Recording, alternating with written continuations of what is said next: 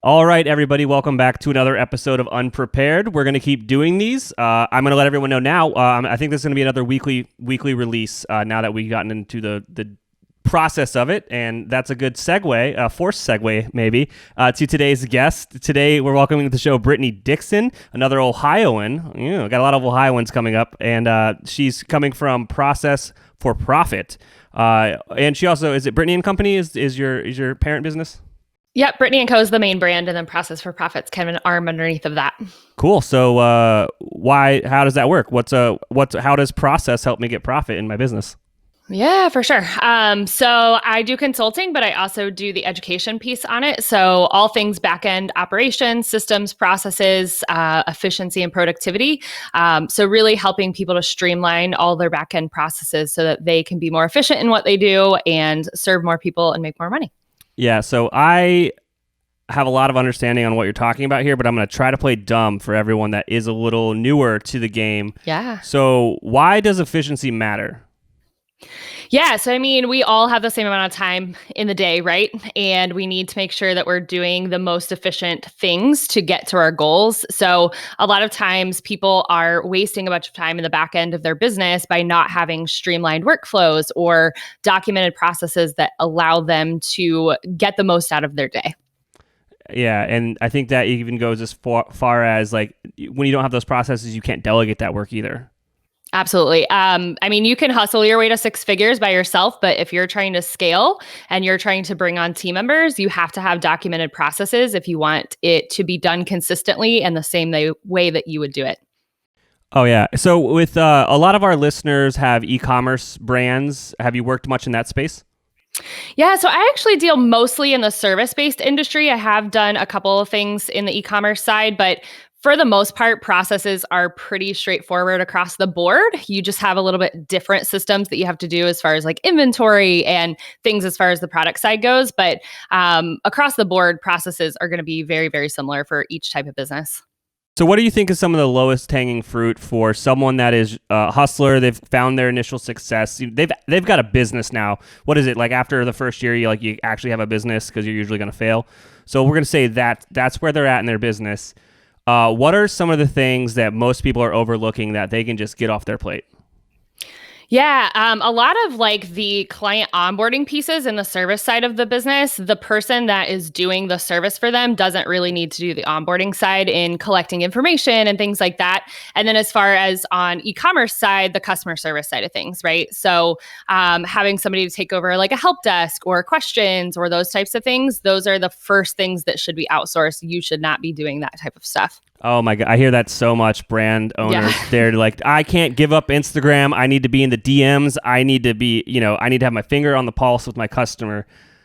Which, yeah, I can see why you want to be there, but you don't need to be answering those questions. Yep. You can be skimming through it and absorbing that feedback to help make informed decisions to like grow your product line or whatever. But like, you don't need to be doing all the answers. 90% of the answers are going to be the same answer.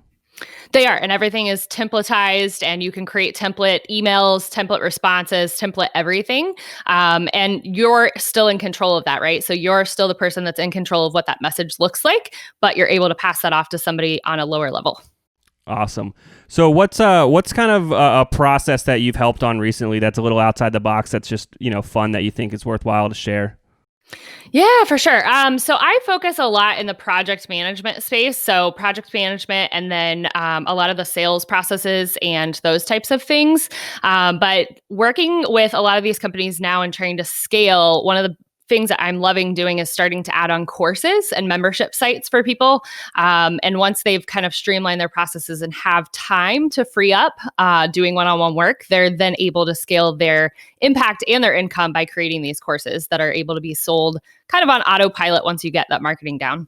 Well, now we have something to talk about after this because that is the goal of our podcast. So look at that, guys. I'm getting sold. This is fun. Love it. So in getting kind of your foot in the door with processes, where do I start? What's like just the like what can I do after this podcast to go and kind of start this process of processing my workflows within my business? You just got to start documenting stuff. If you've never done anything, get a notebook that literally says workflows on it and start writing down the step-by-step process for everything that you do. Another piece of that is starting to use screen recording softwares like Loom or Screencast-O-Matic and just walking through that so that you can say, hey, I need you to do this, and this is exactly the way that I do this. So really just, a lot of it's your mindset switch too. You have to think in processes and systems, because if you're going to scale in any capacity, you have to have that stuff. So just getting in the mindset of, instead of just doing it, documenting while you're doing it, it's going to help you tremendously in the long run. Let me ask an expert here. So I've got a process within my business, and there's a lot of moving parts. There's a lot of variables, a lot of conditional logic. If you start thinking about it in a robotic sense, that's going to take me forever to make that entire process, write it down. What do I just put in the work and wait till it's done, or do I get started sooner with just parts of it? How do I go about these big giant processes? Yeah, just get started. Just take chunks at a time. I actually used to be a home organizer, and I organize people's houses. And like, you think about your junk drawer, right? Like, it's all of these things. You just dump it out, and you have to start somewhere. You have to start in one specific area. So, and the thing is too, if you're starting to do these smaller bits and pieces of this, it's going to allow you to then put those puzzle pieces together into a bigger picture. What's your thoughts on I already know your answer, but I have to ask it just because I want to rub this in someone's face. What's your thoughts on edge cases? On what? Like edge cases of like things that are only going to happen once in a blue moon. I mean, they still have to be documented. Yeah. Yeah. But is it worth sitting down and thinking about all the edge cases, or just dealing with them when they come? I think dealing with them when they come, but documenting every time that happens, just so that you have that for the next time and you're not having to sit down and document it next time it happens. You gave me the answer I wanted, I guess. I just think so my thought on that is I don't think it's worthwhile to sit there and think of every weird iteration of your process that might occur. That's wasting time when you could be selling or producing that for your clients. And when it happens, you're going to know exactly what needs to happen and then just add that into the process. Then I think it's not worthwhile to think of every different iteration of what could possibly happen. Yeah, for sure. So we got about 2.5 minutes left here. If people are picking up what you're putting down and they want to hear more from you, where should they go? How do they learn more? Yeah, so I hang out most on Instagram. So it's brittanyandco.consulting is my handle. Processforprofit.co. I've got all kinds of goodies over there. I've got my podcast. I have a bunch of freebies and downloads with different process templates and things like that. And then I also have a free webinar, and it's the 4-part framework for working on your business instead of in your business, and stop letting things slip through the cracks. So awesome. Everyone, go check out our podcast. I know I'm going to be subscribing later on today.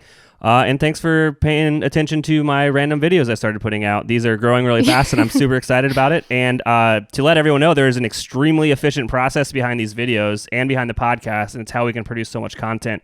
So again, it just goes back to making sure you're writing on your processes and getting it all kind of set in stone and delegated out. For sure. I would not have had a podcast without an efficient podcast workflow. It is a well-oiled machine. I can record all the content for the month, and it is done.